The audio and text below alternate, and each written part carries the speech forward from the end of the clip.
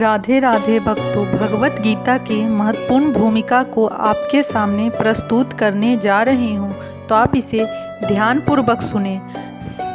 अर्जुन ने कहा, हे मधुसूदन, आपने जिस योग पद्धति का संक्षेप में वर्णन किया है वह मेरे लिए व्यवहारिक तथा असाध्य प्रतीत होती है, क्योंकि मन अस्थिर तथा चंचल है।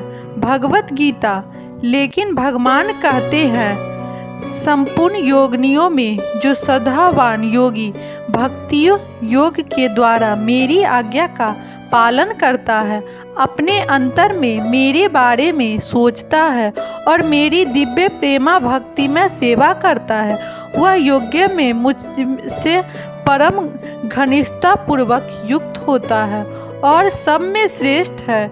यही मेरा मत है।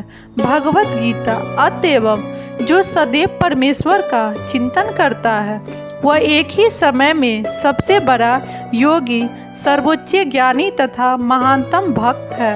अर्जुन से भगवान आगे भी कहते हैं कि क्षत्रिय होने के कारण वह युद्ध का त्याग नहीं कर सकता, किंतु यदि वह कृष्ण का स्मरण करते हुए युद्ध करता है तो वह मृत्यु के समय कृष्ण का स्मरण कर सकेगा। परंतु उसके लिए मनुष्य को भगवान की दिव्य प्रेमा भक्ति में सेवा में पूर्णतः समर्पित होना होगा। वास्तव में हम अपने शरीर से नहीं अपितु अपने मन तथा बुद्धि से कर्म करते हैं। अतएव यदि मन तथा बुद्धि सदैव परमेश्वर के विचार में मग्न रहे तो स्वाभाविक है कि इंद्रियां भी उनकी सेवा में लगी रहेगी। इंद्रियों के कार्य कम से कम बाहर से तो वे ही रहते हैं, लेकिन चेतना बदल जाती है। भगवत गीता हमें सिखाती है कि किस प्रकार मन तथा बुद्धि को भगवान के विचार में लीन रखना जाए। ऐसी तल्लीनता से मनुष्य भगवत धाम को जाता है। यदि मन कृष्ण की सेवा में लग जाता है तो सारी इंद्रियां स्वतः ही उनकी सेवा में लग जाती है। यह कला है और यही भगवत गीता का रहस्य भी है कि श्री कृष्ण के विचार में पूरी तरह मग्न रहा जाए। आधुनिक मनुष्य ने चंद्रमा तक पहुंचने के लिए कठोर संघर्ष किया है, लेकिन उसने अपने आध्यात्मिक उत्थान के लिए कठिन प्रयास नहीं किया। यदि मनुष्य को 50 वर्ष आगे जीना है तो उसे चाहिए कि उस थोड़े समय को भगवान का स्मरण करने के अभ्यास में लगाए। यह भक्ति योग है। ये 9 विधियां हैं जिससे वे श्रवण सबसे सुगम है। भगवत गीता का किसी स्वरूप प्रसिद्ध व्यक्ति से श्रवण उस व्यक्ति को भगवान के चिंतन की ओर मोड़ देगा।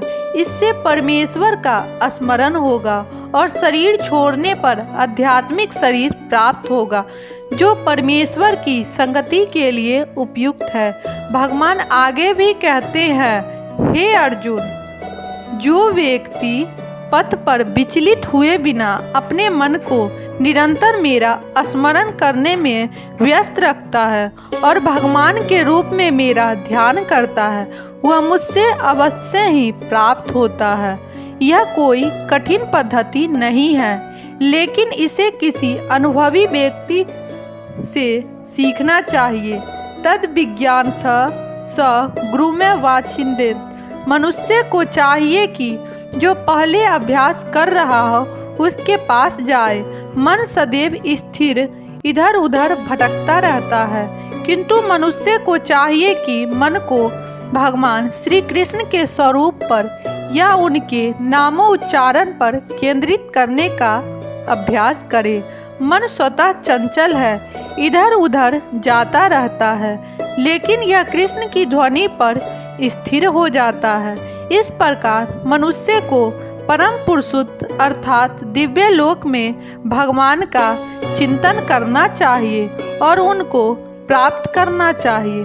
चरण अनुभूति या चरण उपलब्धि के साथ भगवत गीता में बताए गए हैं और इस ज्ञान के द्वारा सबके लिए खुले हैं। किसी के लिए रोक टोक नहीं है।